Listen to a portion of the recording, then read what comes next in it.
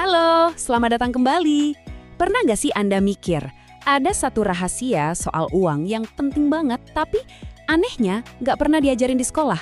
Nah, hari ini kita bakal bongkar pola pikir itu. Sebuah cara pandang soal duit yang benar-benar bisa mengubah masa depan finansial kita semua. Yuk, kita mulai. Coba deh bayangin sebentar, Anda pasti kenal kan sama orang yang tipenya kayak gini. Penampilannya biasa aja, sederhana banget, gak pernah pamer ini itu. Tapi tiba-tiba kita denger dia baru aja beli properti baru. Atau bisnisnya makin maju aja. Ini tuh bukan sulap, bukan juga cuma keberuntungan. Di balik kesederhanaan itu ada sebuah strategi keuangan yang luar biasa cerdas. Oke, biar gampang pahamnya kita akan bedah jadi 5 bagian. Kita mulai dari fenomena si tetangga kaya yang sederhana ini. Terus kita lanjut kenapa sih nabung aja tuh gak cukup? Lalu gimana caranya bikin uang kerja buat kita? Bedanya gaya hidup sama aset. Dan yang terakhir kita bongkar fondasinya, yaitu pola pikir. Kita masuk ke bagian pertama. Fenomena kaya dalam diam ini nyata banget loh. Contoh yang paling sering kita lihat itu ada di komunitas Tionghoa perantauan. Di sana nilai-nilai kayak kerja keras, super hemat, dan fokus bangun aset itu diwariskan turun-temurun. Kuncinya itu bukan di warisan yang gede, tapi di pola pikirnya.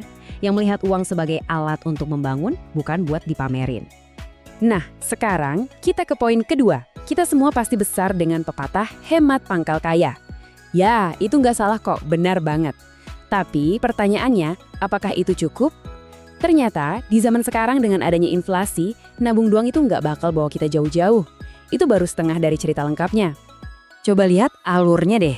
Ini siklus yang umum banget terjadi. Dapat gaji, langsung dipakai bayar semua tagihan, beli kebutuhan, sisanya buat gaya hidup. Kalau ya, masih ada sisa di akhir bulan, nah baru deh ditabung. Pola pikir makmur yang kita bahas ini bakal memutarbalikkan urutan ini 180 derajat. Bedanya tuh ada di sini. Lihat deh perbandingannya. Pola pikir yang umum itu melihat tabungan sebagai pertahanan. Semacam tameng buat keadaan darurat. Tapi pola pikir yang produktif ngelihatnya sebagai serangan.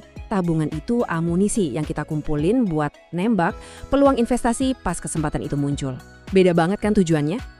Nah, ini dia inti dari strategi menyerang tadi. Tujuannya itu bukan cuma numpukin uang di bank ya, bukan.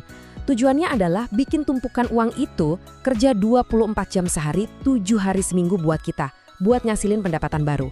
Inilah yang kita sebut arus kas atau cash flow. Gampangnya gini, arus kas itu permasukan rutin di luar gaji utama kita. Anggap aja kayak kita punya keran uang tambahan yang ngalir terus. Ini penting banget, soalnya kalau uang kita cuma diam aja di tabungan, nilainya itu sebenarnya malah berkurang tiap tahun karena digerus inflasi. Prosesnya sebenarnya simpel kok, bisa kita lihat di sini. Langkah pertama, kumpulin amunisi dengan disiplin nabung. Langkah kedua, pakai amunisi itu buat beli aset. Contohnya, beli properti buat disewain, atau beli stok barang buat dijual lagi. Langkah ketiga, nikmati hasilnya. Sekarang kita punya sumber pemasukan baru tanpa harus kerja lebih keras. Aisyah kan? Oke, ini membawa kita ke pertarungan klasik di poin keempat, antara membangun gaya hidup atau membangun aset. Setiap rupiah yang kita keluarkan itu sebenarnya pilihan di antara dua hal ini. Ini soal kita lebih mentingin substansi buat jangka panjang atau citra buat jangka pendek.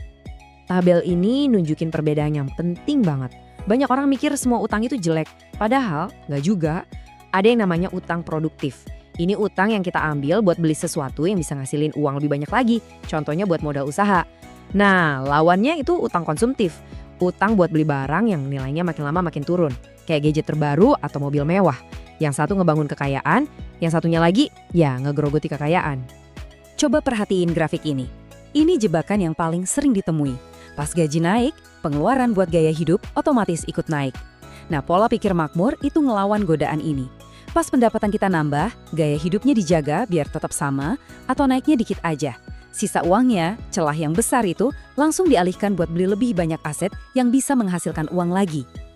Dan akhirnya kita sampai di fondasinya. Poin kelima. Semua strategi yang tadi kita bahas, cara nabung, bangun arus kas, ngelola utang, semua itu nggak akan jalan kalau nggak ada mesin utamanya. Dan mesin itu adalah pola pikir. Pola pikir kayak gini tuh nggak muncul tiba-tiba. Seperti yang bisa kita lihat, ini dibentuk dari kecil, di rumah. Bukan dengan diajarin cara main saham yang rumit, tapi dari hal-hal yang mendasar. Belajar nyisihin uang jajan, ngerti konsep pemasukan dan pengeluaran, Dan yang paling penting, belajar nunda kesenangan sesaat demi tujuan yang lebih besar nanti. Pola pikir ini ditopang sama 3 pilar kuat. Pertama, komunitas yang saling percaya buat berbagi info peluang. Kedua, setiap rupiah yang ditabung itu punya tujuan yang jelas banget. Jadi, gak gampang kepakai buat yang lain. Dan pilar ketiga, ini mungkin yang paling penting. Bayar diri sendiri dulu. Maksudnya, begitu terima gaji, hal pertama yang dilakuin itu bukan bayar-bayar, tapi langsung sisihkan buat tabungan dan investasi. Itu jadi prioritas utama.